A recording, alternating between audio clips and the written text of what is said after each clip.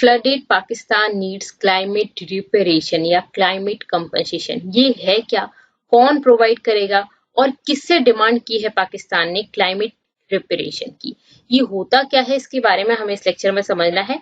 और क्या इससे रिलेटेड कोई कमेटी है, कोई रिपोर्ट है, वो सब चीजें भी हम यहाँ पे डिस्कस करेंगे। आप सभी जानते हैं कि पाकिस्तान में इस टाइम पर बहुत बुरे हालात हैं।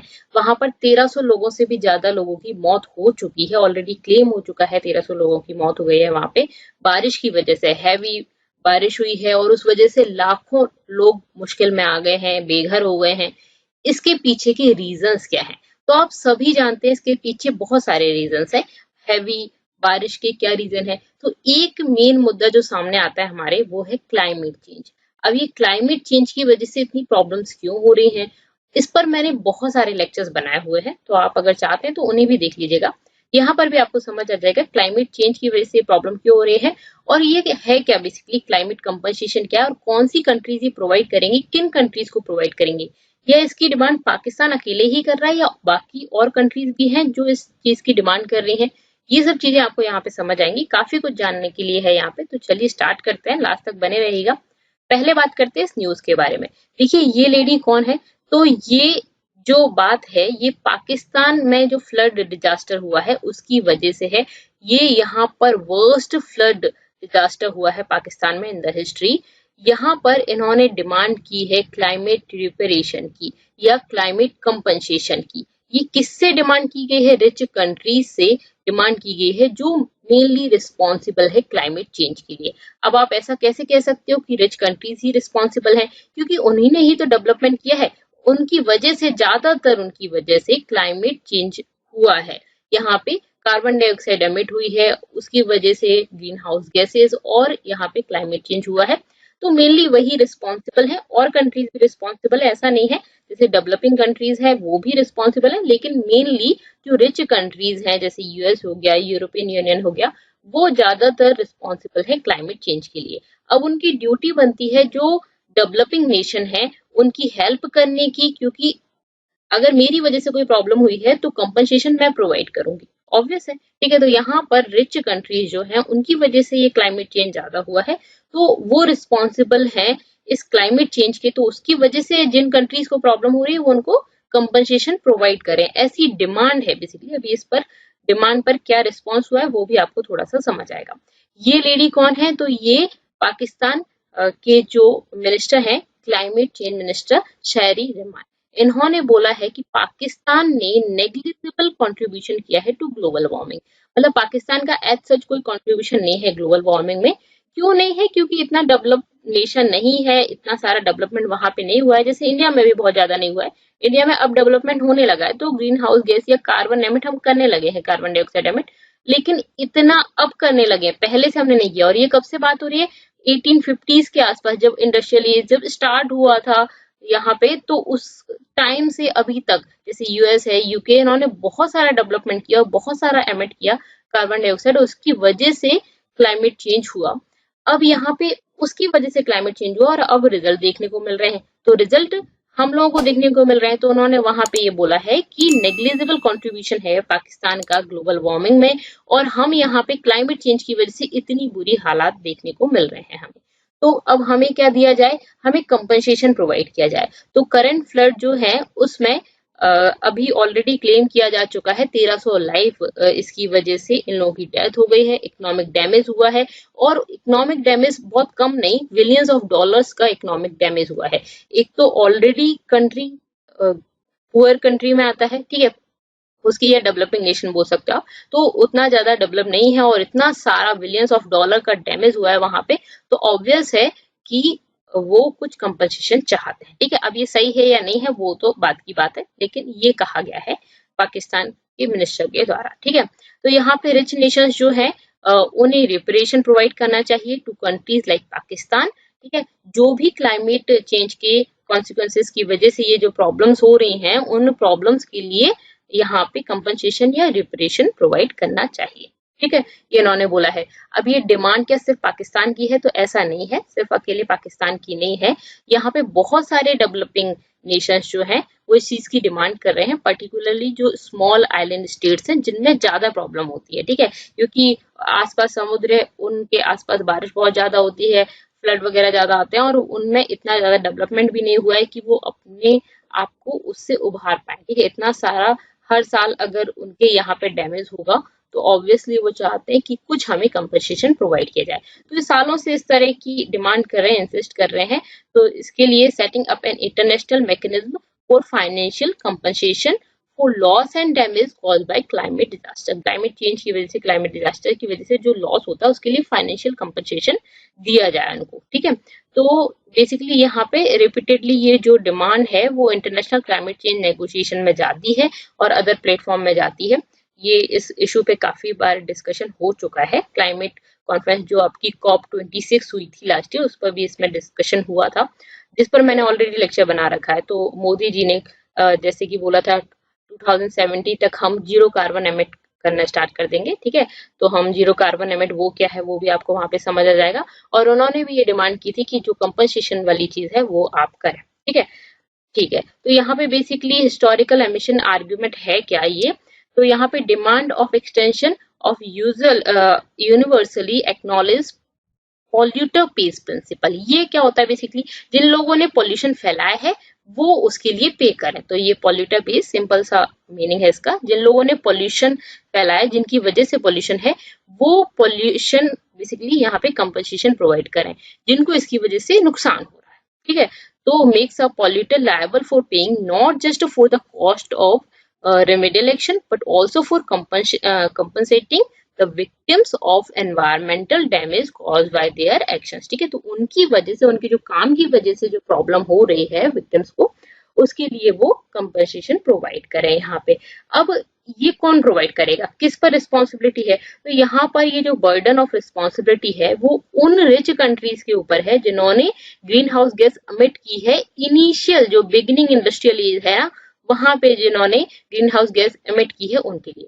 क्योंकि अभी हम बात कर रहे हैं 2022 में, लेकिन ये कब से चला आ रहा है, ये जो डेवलपमेंट चल रहा है कंट्रीज में, तो वो कब से, 1850 से। तो इस टाइम से यहाँ से बहुत ज्यादा वर्क हुआ, ग्रीन हाउस गैस एमिट हुई, और उसकी वजह से, इस एमिशन की वजह से कार्बन डाइऑक्साइड बेसिकली एमिट हुई। कार्बन डाइऑक्साइड फिर उसकी वजह से क्या हुआ, ये जो क्लाइमेट चेंज है वो हो रहा है। तो ये इन कंट्रीज की रिस्पॉन्सिबिलिटी बन गई है। उनमें मेनली जो आते हैं वो आपके यूएस और यूरोपियन यूनियन, जो रिच कंट्रीज है, जर्मनी वगैरह, ये सब, इसमें यूके भी इंक्लूड है। तो ये जो यूएस, यूके, यूरोपियन यूनियन की जो कंट्रीज हैं, ये पूरा का पूरा 50% ऑल ओवर एमिशन का 50% सिर्फ ये लेते हैं। ठीक है, ये कंट्रीज 50% लेते हैं। और अगर इसमें हम रशिया, कनाडा, जापान, ऑस्ट्रेलिया का, यहाँ पे यूरोपियन यूनियन के जो कंट्रीज है वो, इसके अलावा आपका रशिया, कनाडा, जापान, ऑस्ट्रेलिया, इन सबको भी अगर हम ले लें तो ये अबाउट 2/3 ऑफ द एमिशन हो जाएगा। ठीक है, तो 65% से भी ऊपर चला जाएगा और करीब करीब 2/3 ऑफ द ऑल एमिशन। ठीक है, तो 100% में करीब करीब 75% आपका ये पूरी पूरी कंट्रीज ले रहे हैं। तो अब इनकी वजह से एमिशन हो रहा है, इनकी वजह से क्लाइमेट चेंज हो रहा है, तो फिर इनकी रिस्पॉन्सिबिलिटी है और इनको कंपनसेशन प्रोवाइड किया जाना चाहिए। ठीक है, बेसिकली मतलब ये कंट्रीज कंपनसेशन प्रोवाइड करें। हिस्टोरिकल रिस्पॉन्सिबिलिटीज इंपॉर्टेंट, क्यों इंपॉर्टेंट है, क्योंकि कार्बन डाइऑक्साइड जो है वो एटमॉस्फेयर में बहुत सालों तक बनी रहती है। ठीक है, हम कार्बन डाइऑक्साइड एमिट करते जा रहे हैं, वो एटमॉस्फेयर में बहुत सालों तक बन रही है और इसकी वजह से ग्लोबल वार्मिंग हो रही है। ठीक है, तो इसीलिए ये रिस्पॉन्सिबल है और इनको पे करना चाहिए। ठीक है, अब यहाँ पे आपकी बात आती है कि जो डेवलपिंग नेशन है क्या वो रिस्पॉन्सिबल नहीं है, तो उन्होंने काम ही करना बहुत बाद में स्टार्ट किया। हमने कब काम करना स्टार्ट किया, इंडिया ने 1947 के बाद हम आजाद हुए, उसके बाद तो हमारे यहाँ से काम करना स्टार्ट हुआ। ठीक है, तो हमने उतना ज्यादा एमिट नहीं किया है। करेंटली इंडिया जो है वो 3rd लार्जेस्ट एमिटर है कार्बन डाइऑक्साइड का, जो सिर्फ पूरे के पूरा जितना भी आपका 100% है उसमें से 3% एमिशन अभी इंडिया की तरफ से हुआ है। ठीक है, और चाइना की अगर बात करें तो चाइना भी बहुत टाइम तक गुलाम रहा, तो उसने भी उतना ज्यादा काम नहीं किया, लेकिन अभी ये बिगेस्ट एमिटर है 15 सालों से। ठीक है, और ये टोटल 11% एमिशन कर चुका है कार्बन डाइऑक्साइड का सिंस 1850। ठीक है, तो बेसिकली ये 15 ईयर्स से टॉप पर है और ये 11% टोटल एमिशन का कर चुका है, ये काफी ज्यादा कर चुका है। और इंडिया जो है वो थर्ड मतलब 3% है, ठीक है, और थर्ड लार्जेस्ट एमिटर है। क्लियर है? तो यहाँ पे ये डेवलपिंग नेशन का ये हाल है, जैसे कि इंडिया का देख सकते हो आप। बाकी जो डेवलप नेशन है वो ऑलरेडी कर चुके हैं। अब अगर वो बात करें कि नहीं अब आप क्लाइमेट चेंज रोको, अब आप इस तरह के काम मत करो, अब आप इतना ज्यादा कार्बन डाइऑक्साइड एमिट मत करो, तो क्यों मानेंगे? आप तो डेवलप हो चुके हो, उसके बाद या तो आपको इस तरह से काम करना चाहिए कि डेवलपिंग नेशन है उनको अपनी टेक्नोलॉजी देना चाहिए, जिससे कि वो अपनी आपकी टेक्नोलॉजी को यूज करके आगे बढ़ पाए। नहीं तो आप तो आगे बढ़ गए, आप डेवलप हो गए, अब आप दूसरी कंट्रीज को बोलो कि नहीं नहीं अब आप मत करो, तो वो तो गरीब ही रह जाएंगे, ठीक है। तो यहाँ पे इसीलिए हमें भी वर्क करना पड़ता है उस जगह पे, ठीक है, उसके लिए आगे बढ़ने के लिए वर्क करना पड़ता है। ओके, अब इसका इम्पैक्ट क्या है? तो यहाँ पे देखिए ये जो क्लाइमेट चेंज है ना, उसका ग्लोबली सब जगह पर इम्पैक्ट हो रहा है। ऐसा नहीं है, आपने हीट वेव देखी है इस तो सभी जगह पे इम्पैक्ट हो रहा है। ऐसा नहीं कि आपकी जो यूरोप है वहां पर इम्पैक्ट नहीं देखने को मिल रहा, लेकिन वो कंट्रीज क्या है, वो रिच कंट्रीज हैं, तो वो अपनी इकोनॉमी को बैलेंस कर लेती है। वहां पे अगर प्रॉब्लम भी होती है तो बच जाते हैं। लेकिन यहाँ पे सबसे ज्यादा प्रॉब्लम होती है जो पुअरर नेशंस हैं उनको, क्योंकि उनकी ज्योग्राफिकल लोकेशन भी इस तरह की है और इसके साथ उनके पास इतना पैसा भी नहीं है कि उनकी जो हालत हो चुकी है उसको वो उससे वो कोप अप कर सकें, उसको वो हैंडल कर सकें। तो यहाँ पे उनकी weaker capacity to cope and geographical location की वजह से उन्हें ज्यादा प्रॉब्लम होती है, क्योंकि वहाँ पे फ्लड वगैरह ज्यादा आते हैं, ठीक है।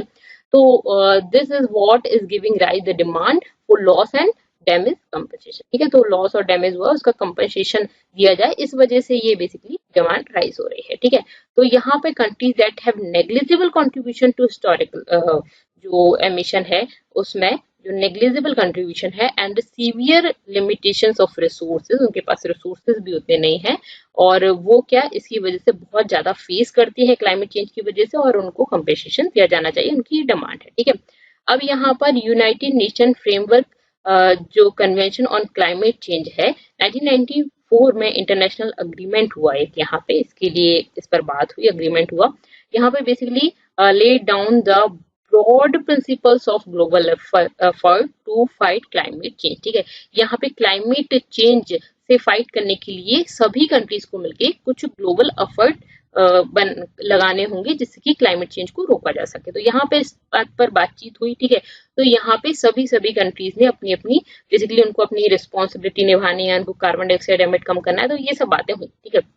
तो यहाँ पे क्या हुआ कि रिच कंट्रीज ने बोला कि हाँ हाँ ठीक है हम भी अब एमिट नहीं करेंगे, क्योंकि वो तो ऑलरेडी डेवलप हो चुके हैं, उनके यहाँ तो टेक्नोलॉजी इतनी ज्यादा एडवांस हो चुकी है कि उनको करने की इतनी ज्यादा जरूरत भी नहीं है। लेकिन जो डेवलपिंग नेशन है वो जस्ट अभी अभी बढ़ रहे हैं, उनके यहाँ पे टेक्नोलॉजी उतनी ज्यादा नहीं है। तो इस तरह की सब बातें हुई। तो यहाँ पे बात हुई कि जो रिच कंट्रीज है उनकी उन्होंने डेवलपमेंट किया, उनकी वजह से ग्लोबल वार्मिंग हुई, क्लाइमेट चेंज हो रहा है। तो यहाँ पे रिच कंट्रीज जो है वो इस चीज के लिए रिस्पॉन्सिबल है और उनको दोनों चीजें फाइनेंस और टेक्नोलॉजी दोनों प्रोवाइड करनी चाहिए डेवलपिंग नेशन को, जिससे कि उनके पास पैसा हो और टेक्नोलॉजी हो, जिससे वो अपना डेवलपमेंट कर सकें और वो इस तरह के काम ना करें जिसकी वजह से क्लाइमेट में और ज्यादा मतलब वो और ज्यादा खराब हो, ठीक है। तो क्लाइमेट चेंज से टैकल कर सकें, तो इसके लिए उनकी हेल्प भी करना चाहिए, ठीक है। तो यहाँ पे ये सब बातचीत हुई, लेकिन इस पर एज सच कुछ रिजल्ट नहीं आया। यहाँ पे क्यों रिजल्ट नहीं आया? क्योंकि जो डेवलप्ड नेशंस हैं उनको $100 बिलियन अमाउंट दिया, मतलब उनको बेसिकली देना होगा इतना amount per year developing world को, डेवलपिंग नेशंस को इतना अमाउंट देना होगा। क्यों? जिससे कि वो अपना डेवलपमेंट कर सके, उनकी टेक्नोलॉजी मतलब बेसिकली इतना पैसा टेक्नोलॉजी उनको देनी पड़ेगी, ठीक है। लेकिन अभी तक ऐसा नहीं दिया गया। क्यों नहीं दिया गया? इस डैमेज और कॉस्ट के लिए क्यों नहीं दिया गया? क्योंकि इसके कई सारे रीजंस हैं।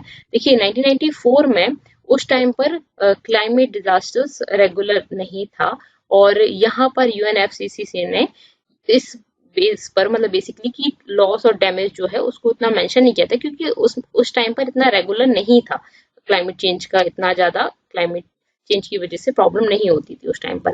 लेकिन धीरे धीरे आप देख रहे हो कि बढ़ती जा रही है। तो फिर यहाँ पे पर्टिकुलर डिमांड हुई कि नहीं इसको आपको इतना पैसा दिया जाना चाहिए और जो भी डैमेज हो रहा है, लॉस हो रहा है, उसके लिए पैसा दिया जाना चाहिए। लेकिन इस पर जो डेवलप्ड नेशन है उन्होंने रेसिस्टेंस प्रोवाइड किया, उन्होंने बोला कि नहीं हम नहीं देंगे, तो वो उस पर अभी देने के लिए रेडी नहीं है, ठीक है। फिर धीरे धीरे क्या हुआ, जो डेवलपिंग कंट्रीज हैं और जो एनजीओ हैं उन्होंने एक सेपरेट चैनल बनाया on loss and damages at international climate change negotiation. तो ठीक है, इस पर एक सेपरेट चैनल बनाया और उसका नाम क्या है basically, Warsaw international mechanism for loss and damage setup in 2013। 2013 में ये सेटअप हुआ, ठीक है, 1994 के बाद 2013 में ये सेटअप हुआ। और इस पर अभी काम कुछ खास ज्यादा नहीं हुआ है, ठीक है, इस पर भी काम चल रहा है, ये डॉक्यूमेंट्स वगैरह बना रहे हैं अभी, किसकी वजह से कितना प्रॉब्लम हुई है, कितना उसको कंपनसेशन दिया जाना चाहिए, ये सब चीजें भी काम चल रहे हैं, ठीक है। ये first formal acknowledgement of need to compensate developing countries by climate disaster, ठीक है। तो ये 2013 में ही बना है और कोई इसका मतलब बेसिकली अभी इस पर इतना काम नहीं हुआ है, ठीक है। Even promise to provide funds, ठीक है, तो अभी ऐसा कुछ नहीं हुआ है। तो एक साल पहले ही जो 2021 में ग्लासगो कॉन्फ्रेंस थी क्लाइमेट चेंज पर, इस पर मैंने लेक्चर बनाया हुआ, तो ये इसमें 3 ईयर टास्क फोर्स सेटअप हुआ to discuss the funding arrangement, ठीक है। तो इस पर डिस्कस करने के लिए ये बनाया गया। इससे रिलेटेड एक रिपोर्ट भी है, रिसेंट एक रिपोर्ट आई है United nation office for coordination of humanitarian efforts, ठीक है।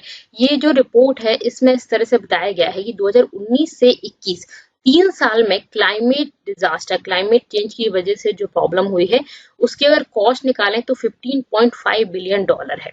और यहाँ पे इकोनॉमिक लॉस जो है इंडिया और बांग्लादेश में 2020 में जो अम्फान साइक्लोन आया था उसकी वजह से जो इकोनॉमिक लॉस हुआ है वो $15 बिलियन है, ठीक है। तो इस रिपोर्ट में इस तरह से बताया गया है।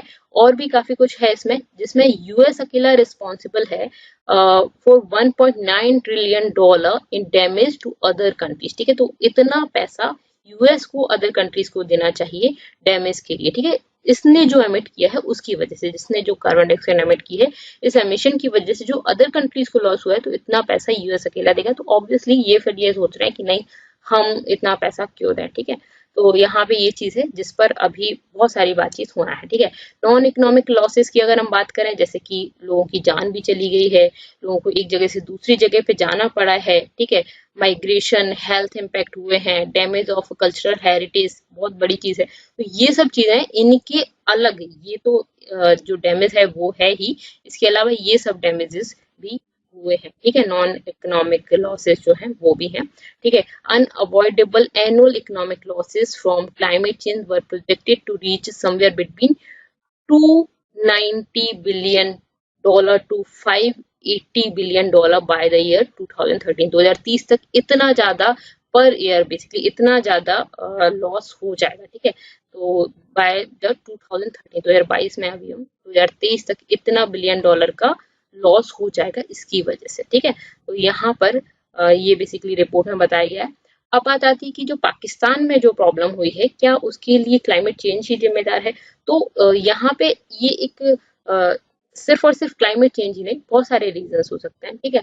तो यहाँ पे पाकिस्तान ने हाईलाइट किया है ये चीज, broader gap in international climate governance, जो Pakistan environmental nightmare has a broader impact for losses and damage that are poised to take center stage at 2022 जो United nation climate change conference होगी, जो COP27 होगी, 26 अभी हुई थी, ठीक है।